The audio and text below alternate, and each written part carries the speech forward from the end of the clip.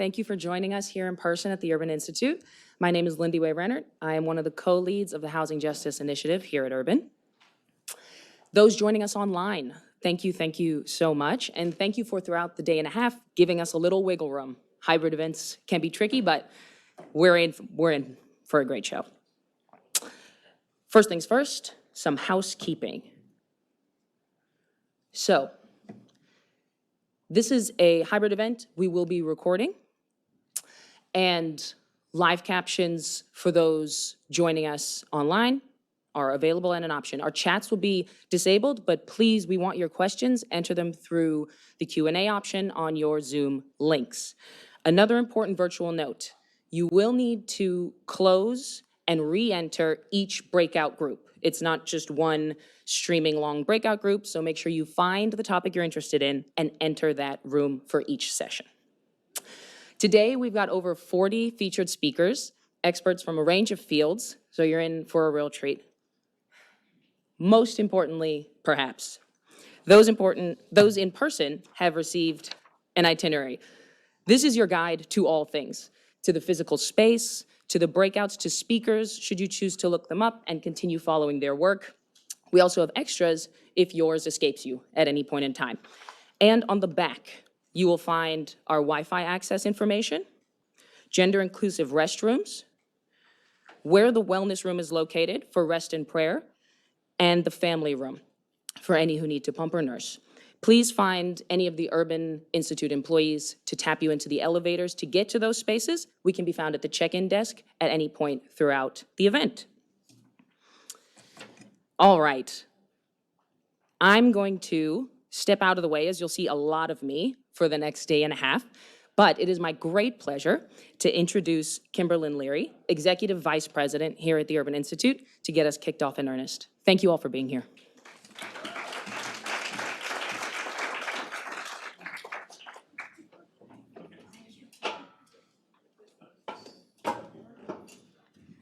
So welcome and good morning, everyone. As Linda Way mentioned, I'm Kim Leary, and I have the pleasure of being the Executive Vice President here at the Urban Institute. And it's also my pleasure to be able to welcome all of you here. And I want to thank you for joining us, those who are here in this room, and our many online participants as well. We're thrilled that you could be here in the room, and we're thrilled that you can join us virtually.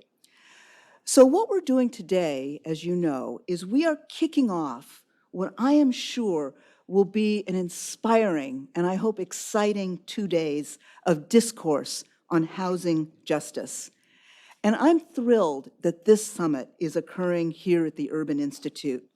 And to explain why, let me share a little bit of our organization's history. I'm an academic, so I sometimes do that, talk about the history of things. So Urban was founded in 1968 by then President Lyndon B. Johnson to provide what he called power through knowledge, and to use that power to help solve the problems that weighed heavily on the nation through building and disseminating knowledge. Now, of course, today, we still have many problems that are weighing heavily on our nation, and I would say housing justice is certainly one of them.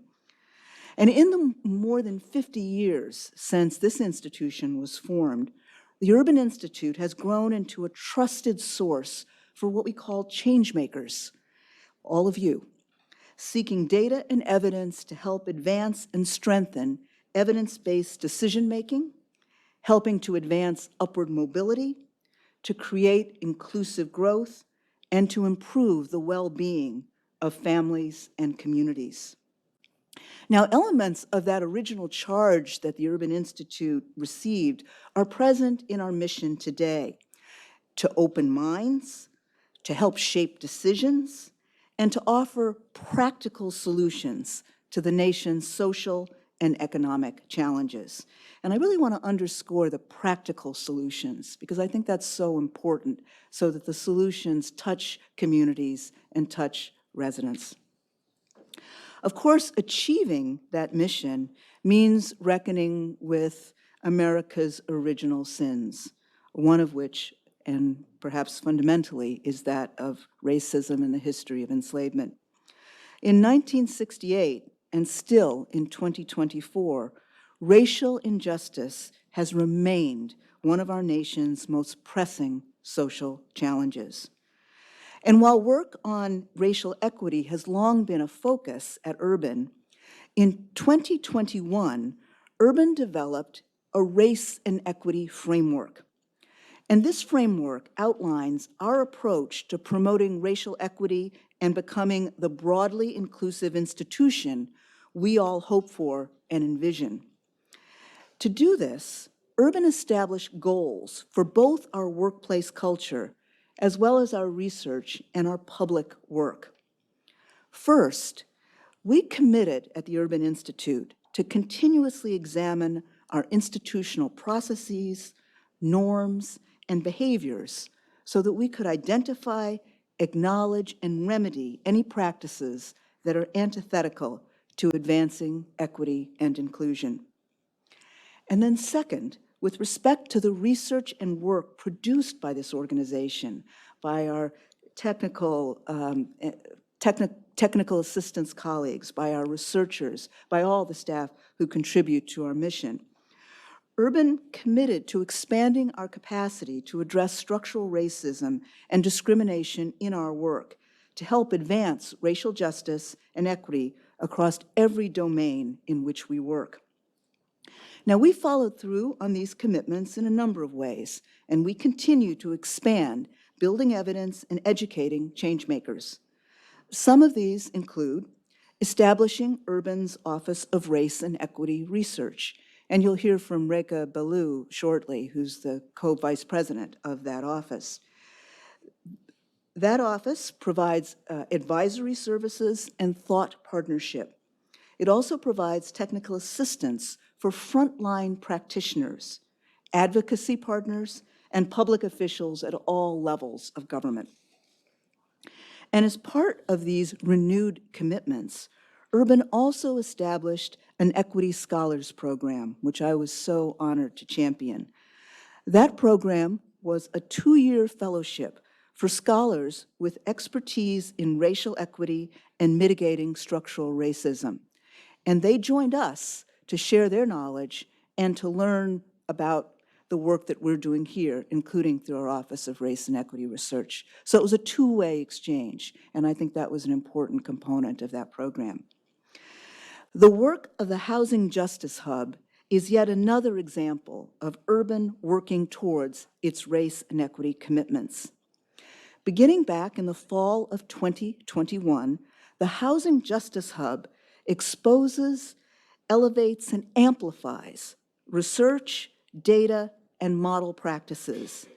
And it provides guidance on how to center racial equity in policy, in program design, resource targeting, performance monitoring, and program evaluation, specifically that which is related to housing.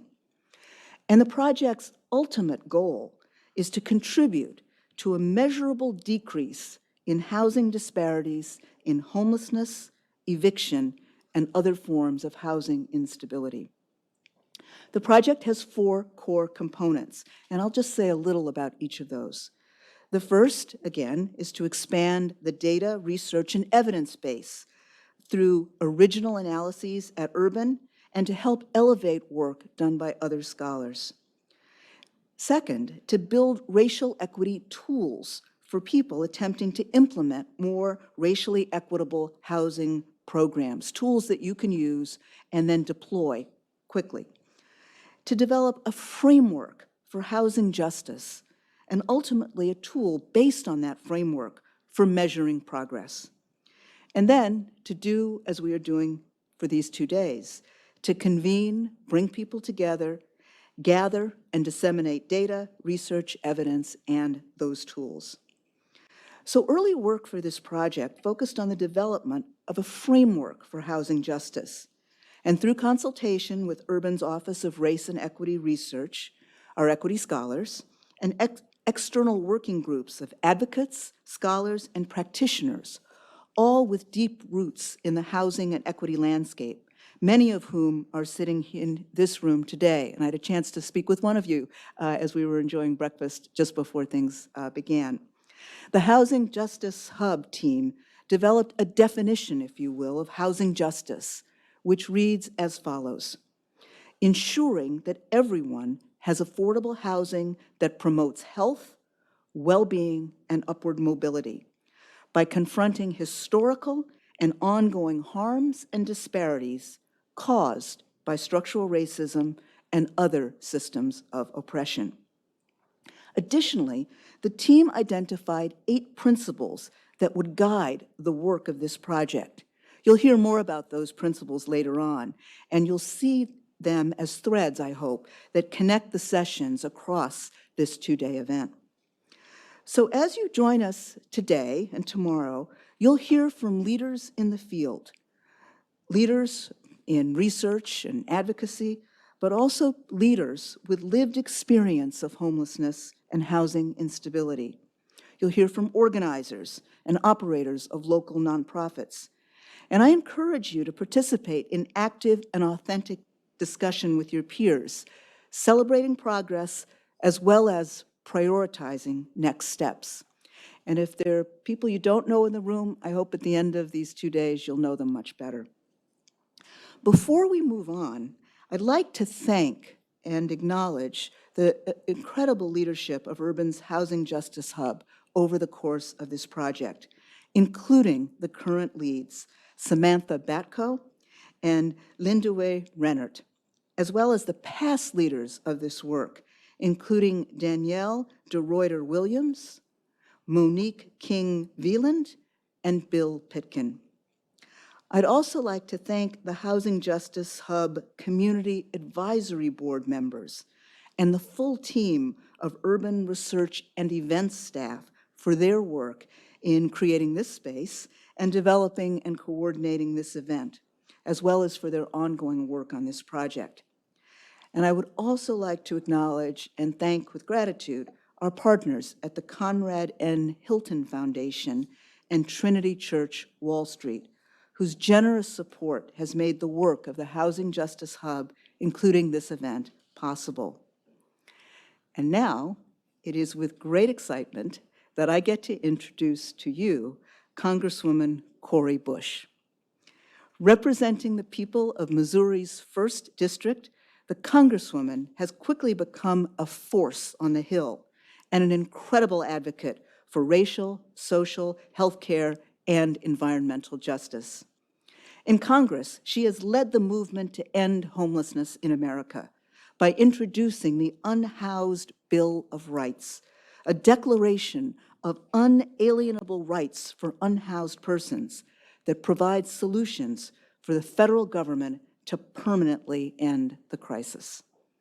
She has also strongly advocated for full funding of the Housing Choice Voucher Program, a federal program which provides necessary and essential assistance for low-income families, older adults, and people with disabilities so that they can afford decent, safe, and sanitary housing. And during the depths of the pandemic, the Congresswoman galvanized a national movement by refusing to leave the steps of the U.S. Capitol until Congress extended the eviction moratorium. And she recently led the drafting of a bicameral amicus brief to the Supreme Court to oppose the criminalization of people experiencing homelessness. The Congresswoman is also unabashed in leading on these issues by centering her own lived experience as someone who has been unhoused. Rising to prominence as a community and spiritual leader in the wake of the murder of Michael Brown, the Congresswoman was elected to Congress in 2020. She is a graduate of Harris Stowe State University and the Lutheran School of Nursing. She is a registered nurse, a community activist, an organizer, a single mother, and an ordained pastor. So please join me in welcoming to the Housing Justice Summit, Congresswoman Cori Bush.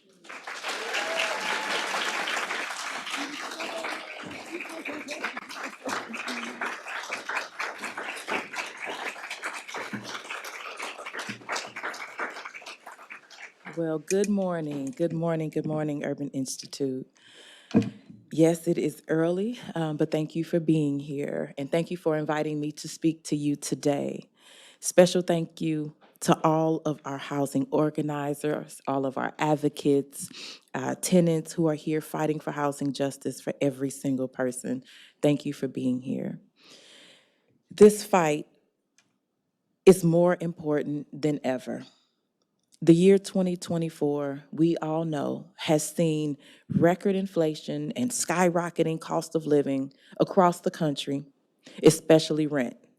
Despite the drastic increase in prices for everyone, the last federal minimum wage increase was just about 15 years ago, in July of 2009. That's not right. Even worse, the tipped minimum wage of $2.13 has remained stagnant for a shocking 33 years and counting. People can barely afford food and clothing, housing, right here in the richest country in the history of mankind itself. Again, that's not right. I'm calling on Congress to raise the wage, really raise the wage. And yes, we want to see that 15, but we're at about 25 right now. So I'm calling on Congress to do that, making sure all workers can afford to live in affordable, safe housing, and that should be a top priority for all of our government. The federal government knows the housing crisis is absolutely dire. In 2023, the Department of Housing and Urban Development released its annual point-in-time count that showed a 12% increase in people experiencing homelessness in this country, and I know I'm preaching to the congregation. We have a duty and an obligation to provide housing for every single unhoused person. All 653,104, all of them, and countless more who are living in hotels, those who are couch surfing, like I had to do, or doubling up with family. The same survey revealed 21% of individuals experiencing homelessness reported having a serious mental health condition, and 16% reported having substance use disorder. They are among the most vulnerable of our society, and they shouldn't have to prove their sobriety. They shouldn't have to have a clean criminal record or receive mental health treatment before they are allowed access to housing services and programs. That was always something that was really, really tough for me. My clients, as I was working in a community-based, I was the director actually of a community-based mental health agency, and so many of our patients were unable to afford their medications, and we're talking about mental health medications that are so expensive. Patients who weren't a part of 340B, and patients who didn't have health care, or they were just so transient, things would fall. They weren't able to always stay up on their paperwork and their documentation to continue their services. Those patients would receive samples from the drug companies. Sometimes that was the only way we were able to take care of those patients and to keep them stable on medications that would run $3,800 a month, $1,200 a month for people who were living unhoused. And they would turn to us for help. We would give them the medications. So thankful that we at least had this to give. These little, they would have to take sometimes 7 of them, because it would be 7, in one little container. So they would have all of these little pill containers. And we would put their name on it, or try to print, a little label. And they would show up at certain shelters, and they would either turn them away because their medication was not the name on it, it was not a printed receipt from a pharmacy, or they would allow them access, but they would throw away all of their medication. This is personal to me. And also our people living with criminal backgrounds. Keeping them from accessing public housing, it only makes the housing crisis worse. And I applaud HUD. Let me say, I applaud HUD for taking steps to reduce this harmful practice.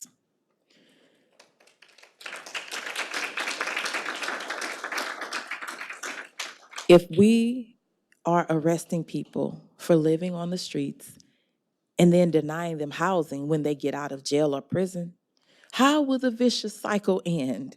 It's past time for Congress to fully ban the box, and allow people with criminal backgrounds to access housing and jobs and student loans and other public benefits.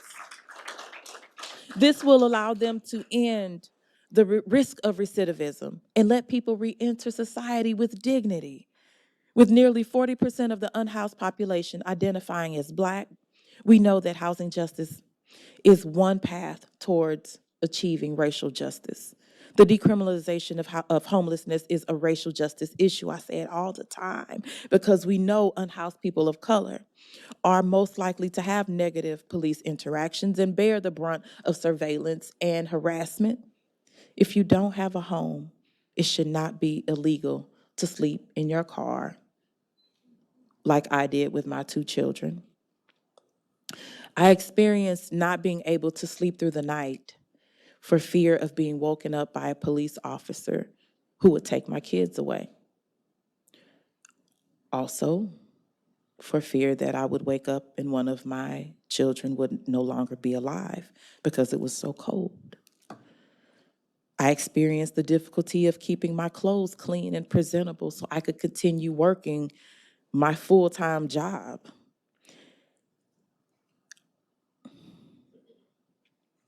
Knowing I was unhoused and trying to keep it from my colleagues.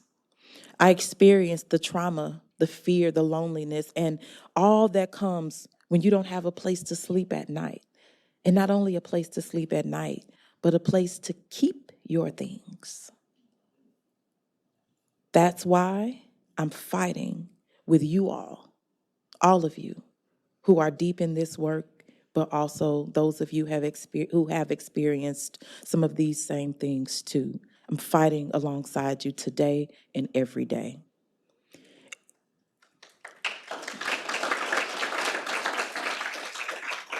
And so everyone in this room, I know, understands what's at stake in the City of Grants Pass v. Johnson case. If the Supreme Court rules that cities and states can criminalize people living without homes, even if no shelter space is available, all of us are at risk for losing our constitutional rights. They're even threatening to criminalize the use of blankets to cover oneself, despite the varying weather conditions. The fees, the fines, even jail time levied against unhoused people only reinforces the cycle of disenfranchisement because people with criminal records are discriminated against, we know, daily. In April, I was proud to join forces with the National Homelessness Law Center to submit an amicus brief urging SCOTUS to enforce our constitutional rights, particularly our right to resist cruel and unusual punishment for the crime of not having a home. It's so wild that we have to do that. As one of the leaders of the Congressional Caucus on Homelessness, I remain committed to championing housing policies that address the root of the problem, the severe lack of affordable housing. My legislation, the Unhoused Bill of Rights, provides the blueprint for the federal government to permanently end the unhoused crisis by 2027. They can no longer say, how do we do this? We gave them the plan. This bold, transformative legislation enforces civil rights protections for unhoused people, and it fully funds programs that provide temporary and permanent housing supports. It calls for billions of dollars in federal investments in affordable housing solutions, in homeless services, and wraparound support programs. We have to take care of the full person. The Unhoused Bill of Rights crafts a future that helps both housed and unhoused people. Helps everyone by reimagining public spaces that have enough benches and have enough bathrooms and water fountains, charging stations, and friendly architecture that supports public life. And if we have friendly architecture, that means we must remove the hostile architecture.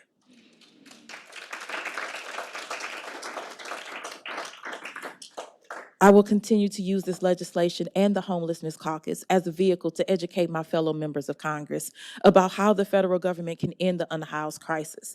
And I have to say this because I remember when we took action on the steps of the U.S. Capitol, when everyone said, oh, this is unprecedented and it's so undignified that you are on the steps of the U.S. Capitol as a member of Congress and you are protesting.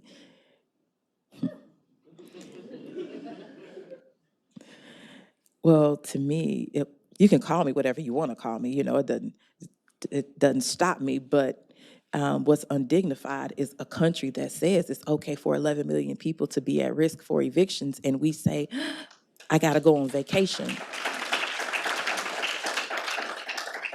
But what really got to me though was as I was having conversations with the administration and I was having conversations with my fellow members of Congress and having interview after interview, and when I would answer certain questions, one thing that really stuck out to me was when people would say, oh, I didn't know. For instance, someone said, well, why didn't you just go to a shelter and tell them that you wanted a home? It's that easy. Another person said, well, why didn't you just go to a food pantry, and that way you didn't have to spend money on food. You could go to the food pantry, and then the money that you would have used on food, you could have used that for a hotel, and then moved into a home. And one thing that I said was, well, do you realize that even with food pantries, some you can only go to, at least in my community, you can only go to them once a month. And you have to turn in all of this documentation about why you are unhoused. And then on top of that, they only give you certain foods. And I said, in this interview, where was I putting the milk? Where was I putting the fresh food? How was I opening these cans?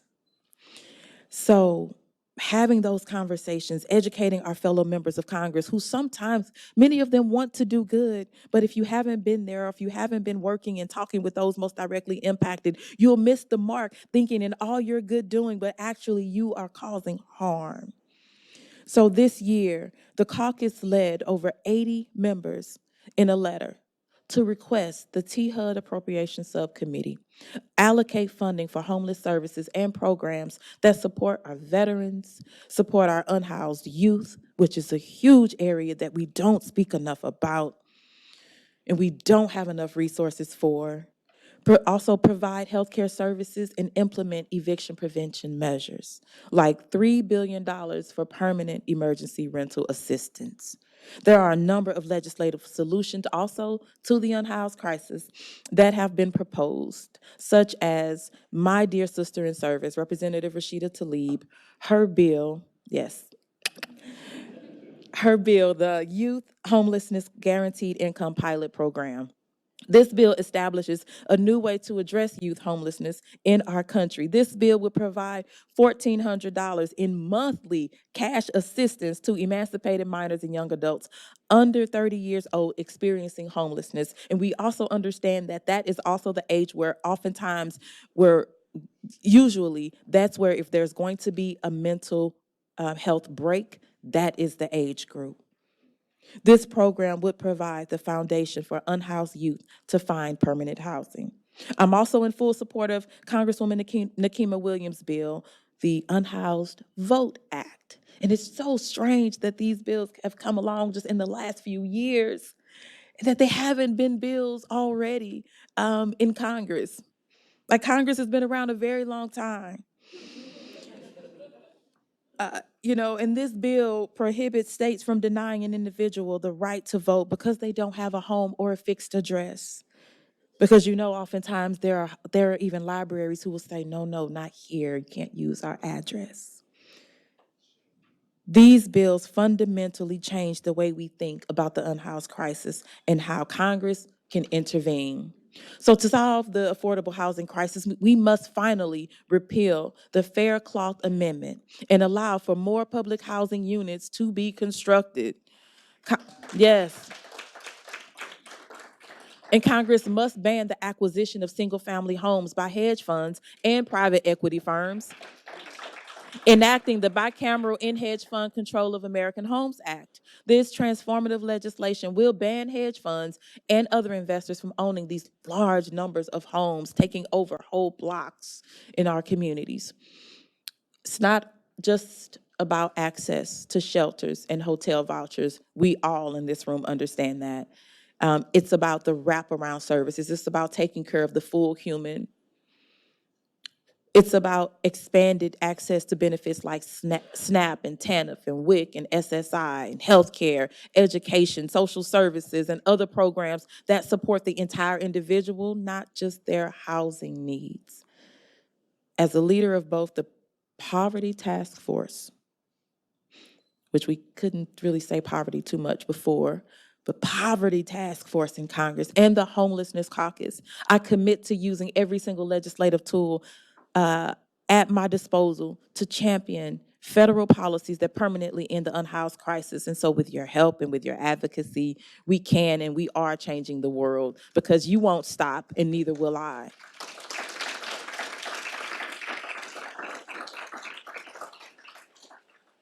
And if you stop, the harm that happens to our neighbors, to our people, to our community members is tremendous. So thank you for your fight. Thank you for continuing on in such a thankless work oftentimes, because no one knows. Usually they don't know it was you. They can't pick you out at the grocery store. They can't pick you out, at walking along the street. That you were the one that helped them to stay in a home, or you were the one that helped them to move into permanent housing because of your advocacy and your work, because you never gave up, and because you continued to push and you continue to lobby Congress and you continue to work on local, state, and federal levels to make sure that they have their needs met. They won't know it's you. But in your heart, you know your work and you know why you're doing this work. And so I just want to say to each and every person, stay steadfast and immovable in this work. Stay steadfast in why I showed up, why I started in this work, why I'm doing what I'm doing, who I'm here to impact, and what that impact looks like. And if you need a visual, what that impact looks like is 30 years from now, that family continues to be whole. What that looks like is that person's children and children's children being whole, having a home. What it looks like is life, because that person, we know, could have been at risk for not having one any longer. You're doing that work, and so I applaud every single one of you. Thank you, Urban Institute, for your work, and thank you to everyone for being here this morning.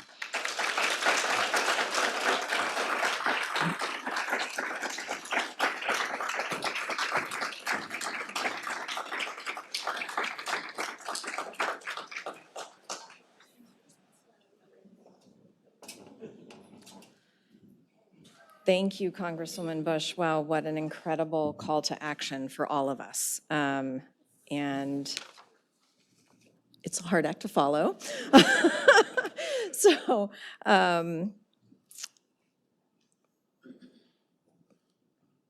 okay, hi. So, hi, I'm Rekha Balu. I work here at the Urban Institute.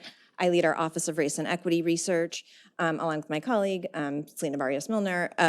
I also happen to have it gives me the opportunity to work with many teams at Urban who are trying to take on this call to action. Yeah, I think I don't understand how this clicker works. Okay. Yes? No? There we go. Okay, awesome. Wait, so yes.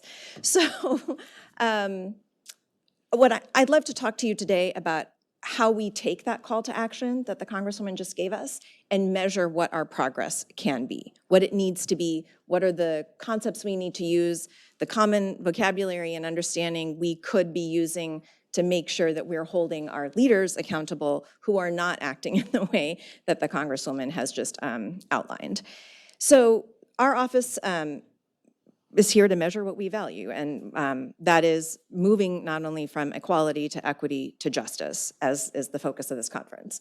So we're trying to take a more unified view about what that entails. That means like we need to be working with people with lived experience, as the Congresswoman's illustrated. Without that, we are not going to make well-informed policy decisions. And our colleagues from the Housing Justice Community Advisory Board is here, and from the Community Engagement Resource Center that works here at Urban, that is trying to keep the continuity between community advising and our work constant and consistent. We also house our Disability Equity Policy Initiative, and as you'll be hearing later today and tomorrow in the conference, we understand that this intersection of housing rights and disability rights is something that we need far more attention on than we currently have.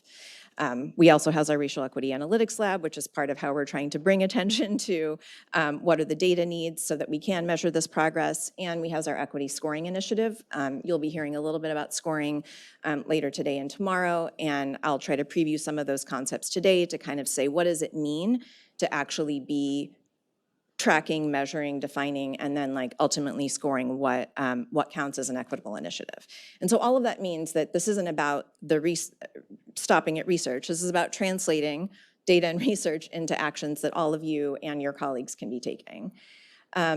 So let's just start with what do we mean when we use these terms? And so as I'm sure many of you in this room already know, equity is not about making changes that create losers and winners. And yet that is often the dialogue, that is often the response that some people are met with when they're trying to raise the issue of equity. And part of the way that one way to think about this is that if it were about that, that assumes that there is an individual level change or an individual level behavior that is going to achieve the goal that we want. But equity is actually about a system level action and a system level improvement, because systems are the ones that create these exclusions and privileges. So how do we all collectively start talking about equity as something that systems are responsible for and not that individuals are responsible for? And that, I think, means thinking about who are the groups that have been made worse off over time, historically, by policies, and how do we make sure that those previously worse off groups now can become better off?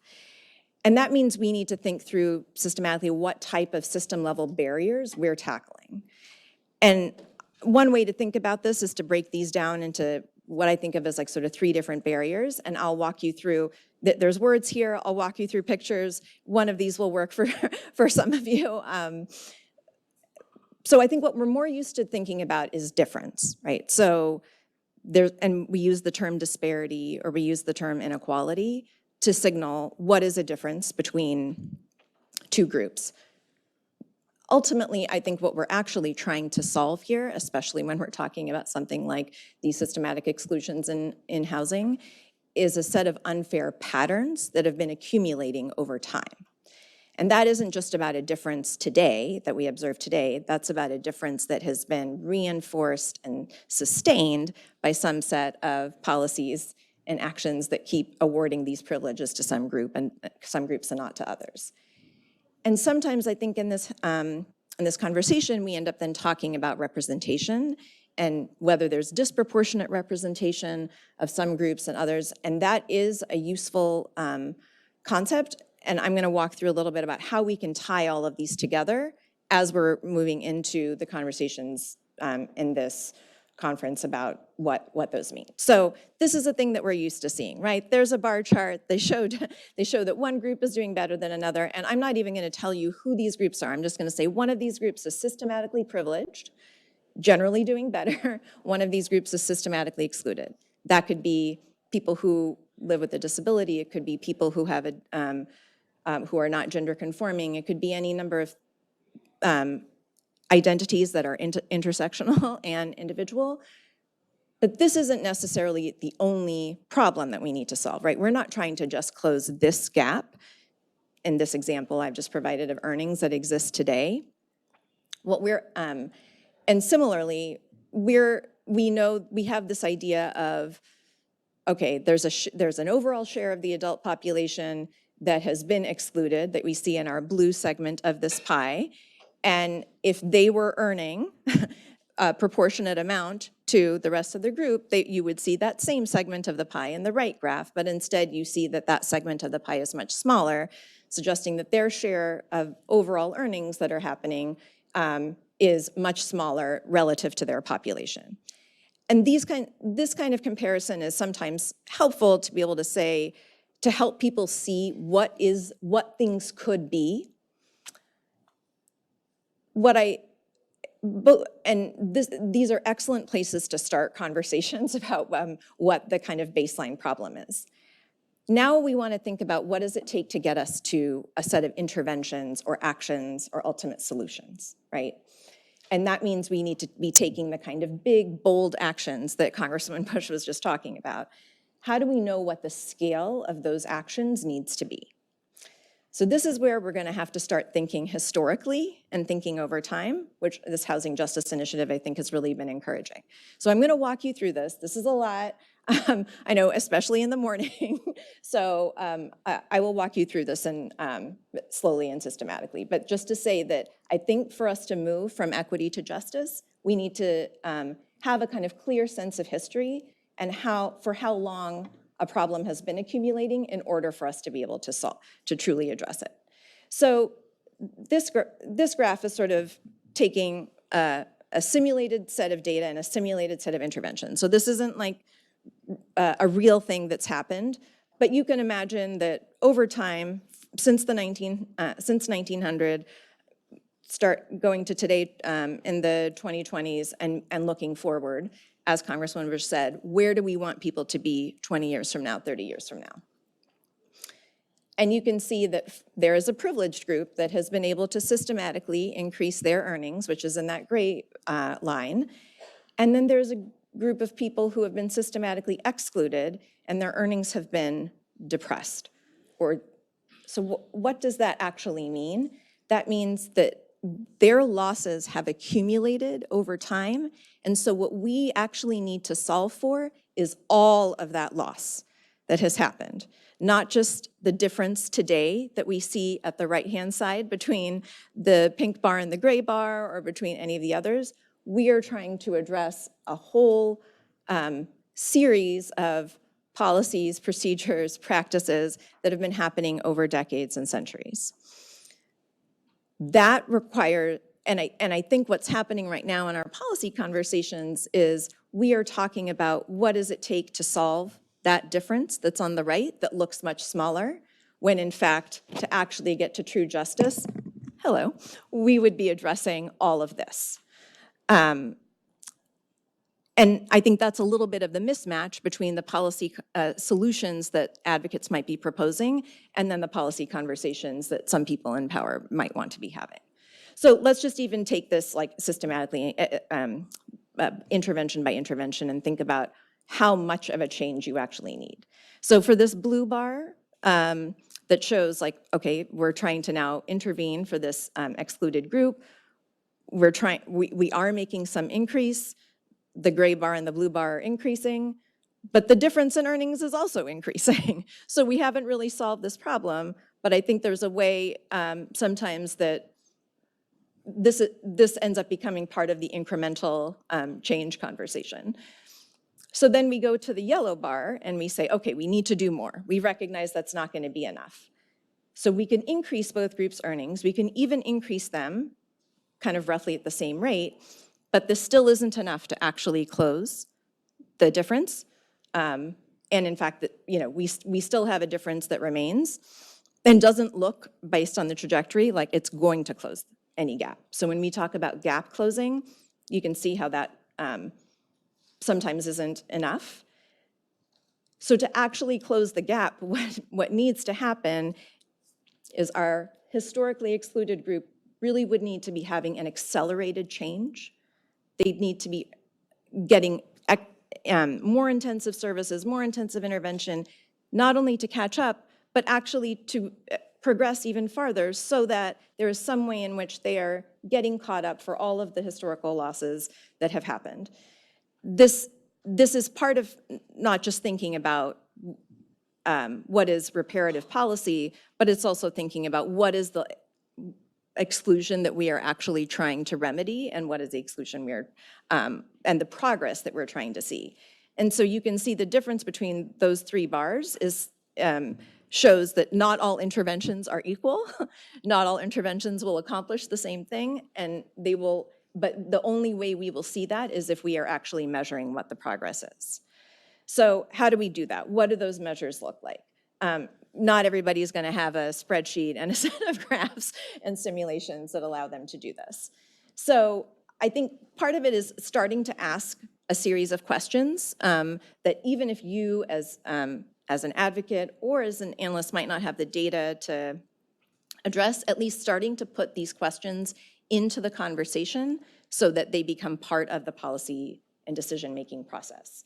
So you can see that in those graphs I just showed, you could ask, well, does the policy actually narrow gaps between the previously better off groups and worse off groups? You'd also want to know, are the outcomes improving for the group that has been worse off historically? Are they themselves actually, is their trajectory improving? And then ideally, all of that contributes to this sense of shared prosperity where everybody's outcomes are improving together. And that is part of what we hope we see here, where if it's not that the gray bar that has been a privileged group is not growing, it's not that they're not advancing, it's that the group that has been historically excluded in that pink bar is actually approaching getting caught up to and compensated for all of these historical losses. So what does that look like in housing? What does that look like? We know that housing is obviously a critical element and action on the way to improving people's earnings and wealth, as the Congresswoman illustrated, both in her own story and in the policies that Congress and states could take on. So I guess my question to you all would be, how do we start talking in a way that gets us to understand and help the people who are in positions of decision-making power move from this kind of equality mindset where they're just thinking about these differences today to really thinking about what does it take to achieve justice and remedy for all of these policy harms that have happened before. So there's much more to say here about all of this. I'm not going to overload you with too much content. Just wanted to put these out as framing questions for the day as you enter some of these breakout conversations where you'll have the opportunity to really dig into what this might look like in your communities, what this might look like with the set of policies, the set of interventions that might be on the table in your community, and think about, are they enough? And how could they be more substantive? How could they be bolder? And how would you measure that? So thank you so much for your time. I will be around today and tomorrow, happy to talk more, and I'm very excited for you to meet all the wonderful colleagues here at Urban who have been thinking about this work very deeply. Thank you.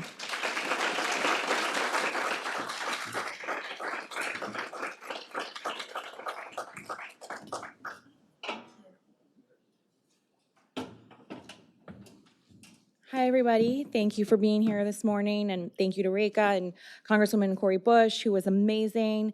And thank you all for being here, adding my thanks. My name is Samantha Batko. I'm a senior fellow here at Urban, and I lead a team of researchers that do work on preventing and ending homelessness. Like Lindy Way, who was on here earlier, I'm one of the co-leads of our Housing Justice Hub. I just want to say, having looked at the registration list for the event, I know how incredibly diverse the backgrounds of the people in the room are. We have people with lived experience, advocates, organizers, state and local government, federal government, and like me, researchers. And the speakers you'll see throughout the sessions truly reflect that diversity. Something else that you're going to see throughout the sessions is the weaving in of some core principles. In conjunction with developing the definition of housing housing justice that Kim described earlier, the team, as part of Urban's Housing Justice Hub, identified 8 principles to guide the project's work. The first is that housing is a human right, meaning housing is a basic need that should be guaranteed for individuals and families, especially those who have experienced discrimination in the housing market for far too long because of racist, classist, and sexist systems of oppression. The second is the primacy of lived experience, meaning that people closest to the problem of housing insecurity have expertise central to identifying and implementing solutions. The third is anti-racism and racial equity, meaning reparative policies must account for the ongoing harm caused by past racist policies, including those related to land use, housing, and the criminal legal system. The fourth principle is social and economic equity and justice, meaning that no one should be poor due to their housing status, and that housing stability should create economic opportunity. The fifth is accessibility and anti-ableism, meaning housing should be integrated into the community and be accessible for all people, especially people with visible or invisible disabilities. The sixth is self-determination and reparations, meaning reparative measures should be taken to address harm stemming from racialized housing inequities that prevent self-determination. The seventh is choice and agency, meaning that people should be empowered to choose where and how they live and exercise power and autonomy. And finally, the eighth is community and well-being, meaning that a stable, quality home is vital for health and well-being and provides a sense of belonging and helps connect people to opportunities to learn and earn. As I mentioned, you will see these principles as themes across all of the breakout sessions. The development of this definition and the principles have been navigational beacons to the work that the project has completed to date, which includes, but is not limited to, that we built a community advisory board comprised of people with a range of experiences, including lived experience of homelessness and housing insecurity, advocacy, and community organizing. The CAB members are here with us today, and I'd like to acknowledge them all by name and ask that they wave a hand or stand up, whatever they're most comfortable with. The first is Martel Okonji, who is the co-lead of our CAB. I don't see Martel, so he's choosing not to stand up or wave. Jason Brown, Deborah Dickerson, Danelle Gibson, Christian Alexander Perlera Gomez, Kim Reeder, Suzette Shaw, who I actually don't think was able to get here yet this morning, Terry Tupper, on a personal note, I have been so honored to work with our CAB on various project components, and I'm very excited for one particular project of theirs, which is a photo voice installation that you will all get to see later today. I've already had the privilege of seeing it, and so impressive, just an absolute wow. Also, the CAB designed 2 of the breakout sessions that are gonna happen today, all on their own independently, one on intersectionality and the other on the homelessness response system. Okay, and now I'm gonna do the obligatory researcher and tell you all about the things that we've written. So we've published a number of reports and interactive tools on a variety of topics, including decommodification of housing, Black migration in California, master leasing in Los Angeles, women of color experiencing homelessness in LA, and a tool for targeting emergency rental assistance. And there are many more projects underway, and you'll get to hear about a number of those in the next 2 days. Another core goal for the project was to elevate other work being done on housing justice, aside from just at Urban. So you'll see in the sessions and plenaries that there will be opportunities to learn about other important work taking part across the country. When designing the itinerary for these 2 days, my hope was that it would convey 2 things. One, a celebration of the work that has been done and is being done, and those who have been doing it. Essentially creating a space for us to appreciate the areas where we have built evidence and momentum. And, nope. There we go. And two, a space for reflection, collaboration, and strategizing on the outstanding areas of work. With that in mind, as you move through the sessions and discussion with others, we ask that you keep a couple of questions in mind. First, are there questions that you are repeatedly asked by policymakers or change makers that we need better answers to? Are there solutions that need a stronger evidence base? Are there tools that could be created today that would improve people's lives and advance housing justice? When we leave here tomorrow, I hope that we will all have some ideas in those areas of inquiry so that the convening helps us to create next steps. Okay, I'm sure I'm over my time and I want everybody to get to breakout sessions on time. So I'm gonna cover a couple of things on logistics. One, as Lindy Way said, you should have an itinerary. There are more out there in the check-in area if you need one, so please grab one. We're going to head into 3 sessions before reconvening for lunch. 2 sessions are upstairs. You see them here. They're the Columbia Heights rooms, Columbia Heights A and Columbia Heights B. So defining housing justice and examining the implications of intersectionality will be upstairs. Housing as a human right will be on this floor right around the corner in Brooklyn. And you can take either the stairs or the elevators up to the second floor, or it's PL, not 2. If you have questions about locations or services or any of the amenities in the building, including restrooms, the family room, the wellness room, please ask at the check-in desk, and someone will be there at all times throughout the convening. With that, welcome to Urban, and I'm excited to see you all for the next 2 days.